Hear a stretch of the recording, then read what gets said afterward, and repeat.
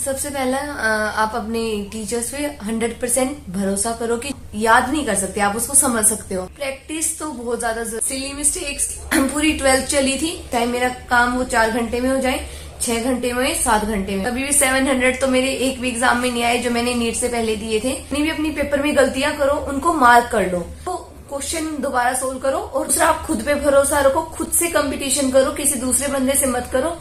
Yes, Shruti Chaudhary is in front of us who scored 700 marks out of 720. Beta, congratulations. Thank you sir. Okay, beta, tell us about your achievement and how are you feeling?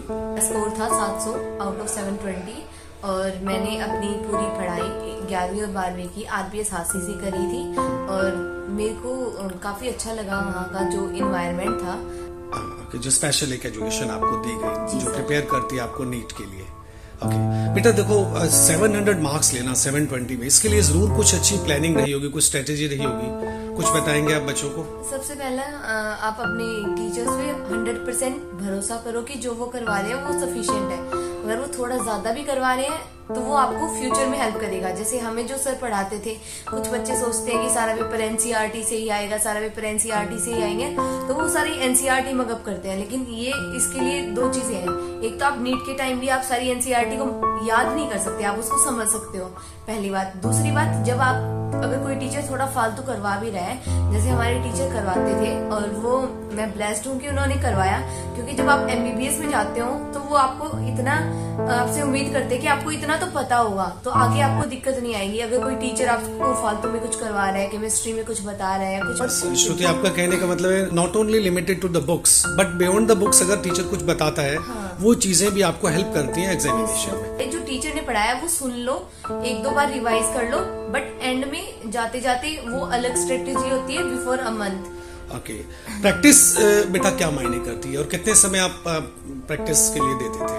Practice तो बहुत ज्यादा जरूरी है। अगर मैंने practice नहीं करी होती तो मेरा शायद बायो में इतना अच्छा स्कोर नहीं आ पाता जितना आया है, क्योंकि मेरी सिली मिस्टेक्स पूरी 12th चली थी।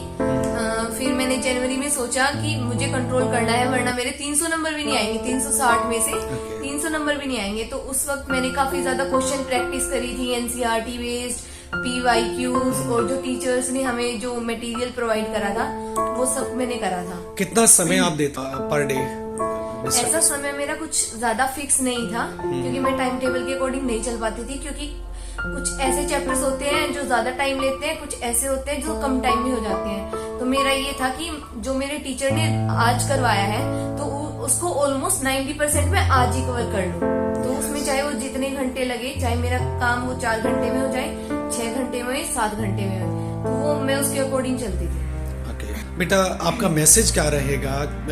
कैसे 700 मार्क्स अटेन किए जा सकते हैं? बच्चे क्या करें? क्योंकि बहुत से बच्चे इस बार ऐसे भी डिमोटिवेट हो जाते हैं, कई बार मार्क्स उनके कम आते हैं। हाँ, मेरे भी मार्क्स कभी भी 700 तो मेरे एक भी एग्जाम में नहीं आए जो मैंने नीट से पहले दिए थे। तो वो स्कोर वेरी करता था, और कई बार क्या होता है आप अपनी गलतियां करते हो, तो बेसिकली आप जितनी भी अपनी पेपर में गलतियां करो उनको मार्क कर दो, क्योंकि जब 3-4 पेपर इकट्ठे हो जाए, कोई मेजर आने वाला हो, तो आप उन पेपर्स को उठाओ और वो क्वेश्चन दोबारा सोल्व करो और देखो कि आपने ये क्वेश्चन में पढ़ते वक्त ये नोट नहीं पढ़ा, ये मिनिमम नहीं पढ़ा, ये चीज नहीं पढ़ी, ये नहीं करी।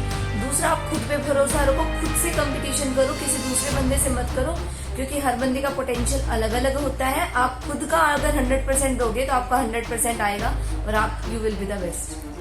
Means committing errors is a part of process, but we should learn from our mistakes and we should go ahead with self-confidence.